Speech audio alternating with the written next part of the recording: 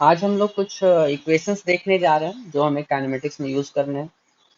तो basically formulas और equation अलग अलग चीज है। फॉर्मूलाज जो होता है वो इक्वेशन से डिराइव होता है, अलग अलग फॉर्मूलाज। तो मैं फॉर्मूलाज का बात नहीं कर रहा हूँ, मैं सिर्फ इक्वेशंस का बात कर रहा हूँ, है ना। रॉ मटेरियल मतलब जो क्या क्या यूज करना है हमको, कौन सा कॉन्सेप्ट, कौन सा इक्वेशंस यूज करना है। तो ये तीन इक्वेशन है यहाँ पे। इक्वेशन ऑफ मोशन कहते हैं, ये नाइन्थ में भी पढ़ा गया होगा आप लोग के द्वारा, है ना। Equation of motion first second third. क्या क्या इक्वेशन देखते हैं ध्यान से। There are three equation of motion. पहला है v is equal to u plus a t, है ना। ये कहाँ पे यूज होता है, यहाँ पे v क्या है, मैं सब कुछ का नोटेशन लिख देता हूँ, ठीक है। सब लोग ध्यान से देखिए, यहाँ पे v क्या है, फाइनल वेलोसिटी।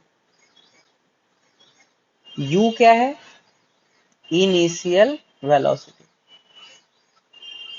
a क्या है, एक्सिलरेशन। और t क्या है, टाइम।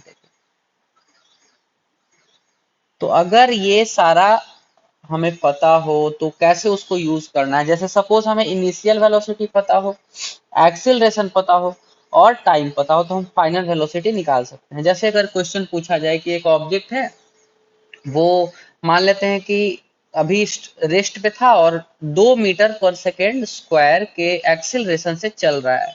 तो बताओ कि फाइनल 5 सेकेंड बाद उसका क्या वेलोसिटी होगा। तो हम ये इक्वेशन यूज कर सकते हैं। सेकंड इक्वेशन क्या है, s is equal to u t plus half a t square. अच्छा, एक और चीज मैं लिख ही देता हूँ फिर, है ना, इसके बारे में भी लिख देता हूँ कि s क्या है यहाँ पे। सो s is displacement,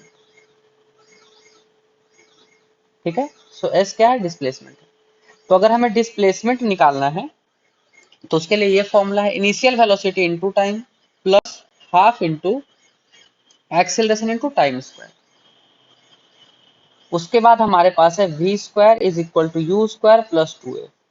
final velocity का square is equal to initial velocity का square plus 2 into acceleration into displacement. अगर दिया हुआ है कि किसी का एक्सिलरेशन हमें पता है और पता है कि वो सपोज 100 मीटर ट्रेवल किया, ये 100 मीटर है, उसका हमें एक्सिलरेशन पता है और इनिशियल वेलोसिटी पता है, तो हम वहां से फाइनल वेलोसिटी निकाल सकते हैं कि अगर वो इतना एक्सिलरेशन के साथ 100 मीटर ट्रेवल किया है तो उसका फाइनल वेलोसिटी क्या होगा। तो ये तीन बेसिकली इक्वेशंस है जो कि हम लोग यूज करेंगे। और ये मैं कंफर्म कर दे रहा हूं कि इन तीनों इक्वेशंस के अलावा हम कोई भी अलग इक्वेशन यूज नहीं करेंगे काइनेमेटिक्स में। ये तीन इक्वेशन हमारा सफिशियंट है हर फॉर्मूला को डिराइव करने में, हर कॉन्सेप्ट को डिराइव करने में, हर चीज में ये तीनों इक्वेशन सफिशियंट है, ठीक है। चलिए अब आगे बढ़ते हैं। अब इन तीनों के बीच रिलेशन देख लेते हैं कि डिस्प्लेसमेंट, वेलोसिटी और एक्सिलरेशन, इन तीनों में क्या डिस्प्लेसमेंट है बेसिकली। तो जैसा कि मैंने पहले भी बताया, वेलोसिटी क्या होता है, velocity is rate of change of displacement, मतलब कि ds बाई dt, कि वो पर यूनिट टाइम कितना डिस्प्लेसमेंट ले रहा है, मतलब कितना डिस्प्लेस हो रहा है, उसी को हम लोग वेलोसिटी कहते हैं। तो velocity is rate of change of displacement. दूसरा है एक्सेलरेशन। एक्सेलरेशन कहते हैं rate of change of velocity. तो एक्सेलरेशन हो गया rate of change of velocity. इसको हम ऐसे भी लिख सकते हैं, इसको अगर हम यहाँ पे मतलब क्या बोलते हैं, सब्सटीट्यूट कर दे एस को, वेलोसिटी का वैल्यू, तो ये d two s by d t square हो जाएगा। अब हम देखिए इसको, काफी इंटरेस्टिंग है, इसको ध्यान से समझिएगा। जैसे कि d v by d t है, ठीक है ना, ठीक है। अब इसको अगर हम ऊपर नीचे ds से मल्टीप्लाई कर दें, ds बाई ds, कोई दिक्कत नहीं है ना, ऊपर नीचे मल्टीप्लाई कर दिए, कुछ बदला तो है नहीं। अब ध्यान से समझिएगा, ये ds बाई dt क्या होता है, ds बाई dt क्या होता है, वेलोसिटी। तो हम इसको वेलोसिटी लिख सकते हैं। तो इसको हम फाइनली लिख सकते हैं velocity into d v by d s. तो ये भी एक मतलब इसी का फॉर्म है, d v by d t का ये फॉर्म है। तो ये बेसिकली तीनों जो फॉर्म है हमारा एक्सेलरेशन का, तीनों इक्वेशन, तीनों फॉर्मूला हम लोग यूज कर सकते हैं। ये तीनों रिलेशन जो है एक्सेलरेशन और वेलोसिटी का, एक्सेलरेशन डिस्प्लेसमेंट का, हम लोग तीनों लिख सकते हैं, कोई दिक्कत नहीं। अगर हमें डेल्टा भी निकालना है तो ऑब्वियसली इंटीग्रेशन ऑफ एडीटी करना पड़ेगा। अगर हमें डिस्प्लेसमेंट निकालना है तो इंटीग्रेशन ऑफ वीडीटी करना पड़ेगा। ये तो सिंपल है। अगर हमको डिस्प्लेसमेंट चाहिए तो इसको इधर मल्टीप्लाई करना पड़ेगा, अगर हमको वेलोसिटी चाहिए तो हमको ये इधर मल्टीप्लाई करना पड़ेगा। तो ये तो बहुत बेसिक सा चीज था, है ना, ये तो सबको पता होगा। फिर भी मैंने एक बार रिवाइज करवा दिया ताकि कोई दिक्कत ना हो। चलिए अब इसके बाद एक और इम्पोर्टेंट चीज क्या है, साइन कन्वेंशन। अब साइन कन्वेंशन क्या होता है, इसको ध्यान से समझिएगा।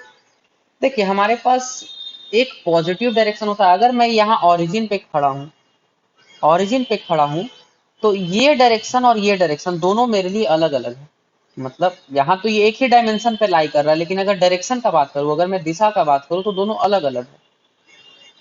ठीक है, तो अगर मैं इस डायरेक्शन को पॉजिटिव मान लेता हूं, मान लेते हैं फिलहाल, तो जो भी क्वांटिटी इस डायरेक्शन में होगा वो निगेटिव हो जाएगा। अगर मैं मान रहा हूं, तो अगर मैं इसको निगेटिव मान लेता हूं, अगर मैं इसको निगेटिव मान लेता हूं, तो ये वाला डायरेक्शन हमारा पॉजिटिव हो जाएगा। समझ में आ रहा है ना? दूसरा चीज क्या, अगर मैं इसको पॉजिटिव मान लेता हूं, तो ये वाला डायरेक्शन निगेटिव हो जाएगा। अगर मैं इसको निगेटिव मान लेता हूं, तो ये वाला डायरेक्शन पॉजिटिव हो जाएगा। अब इसका मैं एक एग्जाम्पल देके समझाऊंगा, तब बहुत अच्छे से समझ में आएगा। ठीक है ना, कि साइन कन्वेंशन समझना क्या। जैसे कि एक एग्जाम्पल देखते हैं, हम लोग एक बॉल को ऊपर फेंक रहे हैं, हम लोग एक बॉल को v वेलोसिटी से ऊपर फेंक रहे हैं, तो बताइए वेलोसिटी का डायरेक्शन क्या है, इधर। एक्सेलरेशन तो हमेशा नीचे की तरफ होता है, जो कि gravity, acceleration due to gravity, तो एक्सेलरेशन ड्यू टू ग्रेविटी नीचे। डिस्प्लेसमेंट इसका किधर हो रहा है शुरुआत में, तो मान लेते हैं फाइनल यहाँ पहुंचा है और वहां जाके किसी ने इसे पकड़ लिया है, तो ये हमारा डिस्प्लेसमेंट है ना। तो अगर मैं डिस्प्लेसमेंट का बात करूं, तो ये भी ऊपर की तरफ है। तो अगर मैं किसी एक डायरेक्शन को पॉजिटिव मानता हूं, जैसे कि मान लेता हूं कि मैं फिलहाल ऊपर वाले डायरेक्शन को पॉजिटिव मान लेता हूं, ये आपको पहले से डिसाइड कर लेना पड़ेगा कि आप किस डायरेक्शन को पॉजिटिव मान रहे हैं। तो अगर मैं ऊपर वाले डायरेक्शन को पॉजिटिव मान लेता हूं, तो मैं एक्सेलरेशन को क्या लिखूंगा, माइनस जी। क्यों? क्योंकि वो नीचे की तरफ है। डिस्प्लेसमेंट को क्या लिखूंगा, पॉजिटिव। और वेलोसिटी को भी वेलोसिटी पॉजिटिव लिखूंगा, लेकिन जो चीज नीचे की तरफ है उसे मैं निगेटिव लिखूंगा। जैसे एक्सेलरेशन, यहाँ पे एक्सेलरेशन ड्यू टू ग्रेविटी नीचे की तरफ है, तो मैंने एक्सेलरेशन को माइनस जी लिखा है। तो अगर सपोज हमें इक्वेशन यूज करना है v equal to u plus a t, तो हम क्या लिखेंगे, v is equal to u minus g t. उसी तरीके से अगर मुझे डिस्प्लेसमेंट निकालना है, तो u t plus half a t square, ये इक्वेशन है हमारा, तो इसको क्या लिखेंगे हम लोग, u t minus half g t square. तो जो निगेटिव वाला टर्म है उसको एज इट इज निगेटिव लेना है। यही इंपॉर्टेंस है साइन कन्वेंशन का, कि अगर हम किसी डायरेक्शन को पॉजिटिव मान लेते हैं, तो उसके ऑपोजिट डायरेक्शन को हमको निगेटिव मानना पड़ेगा, और उस पॉजिटिव डायरेक्शन में जो जो क्वांटिटीज है हमें सबको पॉजिटिव लेना पड़ेगा, और जो निगेटिव डायरेक्शन में जो जो क्वांटिटीज है उसे हमें निगेटिव लेना पड़ेगा। तो ये मतलब एक फंडामेंटल सा चीज है, ये आपको मतलब यूज करना पड़ेगा। सपोज अगर एक प्रोजेक्टाइल का ही मैं बात करता हूँ, तो एक प्रोजेक्टाइल ऐसे जा रहा है, तो यहाँ पे इस डायरेक्शन को मैं पॉजिटिव मान लूंगा या इस डायरेक्शन को मैं पॉजिटिव मान लूंगा, तो उसके अकॉर्डिंग हमें सारा क्वांटिटीज को लेना पड़ेगा ना। डिस्प्लेसमेंट हमें फाइंड करना होता है, वहां पे हमें फाइनल वेलोसिटी फाइंड करना होता है, हमें रेंज फाइंड करना होता है। तो मैं किसी एक डायरेक्शन को पॉजिटिव मान लूंगा, तभी तो ये सब फाइंड कर पाऊंगा।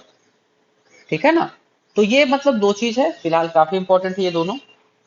पहला तो हमें जो जो इक्वेशन पढ़ना है, उसके बाद हमें रिलेशन क्या क्या है एक्सेलरेशन में, वेलोसिटी, डिस्प्लेसमेंट में, और उसके बाद हमें पढ़ना है साइन कन्वेंशन। ठीक है ना। तो अब हमारा एक होता है ना कि जो बेस था वो तैयार हो गया है, मतलब हमारा जो भी बेसिक सा चीज था सब कुछ हमने पढ़ लिया है। इसके बाद हम लोग स्टार्ट कर सकते हैं वन डी मोशन। अब हमारा वन डी मोशन पढ़ने के लिए हम बिल्कुल रेडी हैं। हमारा जो भी होता है ना कि जो एकदम शुरुआती में चाहिए होता है वो सब कुछ हम लोग पढ़ चुके हैं। हम अब बिल्कुल स्टार्ट कर रहे हैं वन डी मोशन। तो नेक्स्ट लेक्चर से हमारा वन डी मोशन स्टार्ट हो जाएगा। क्या क्या पढ़ना है देखते हैं। ठीक है, चलिए बाय।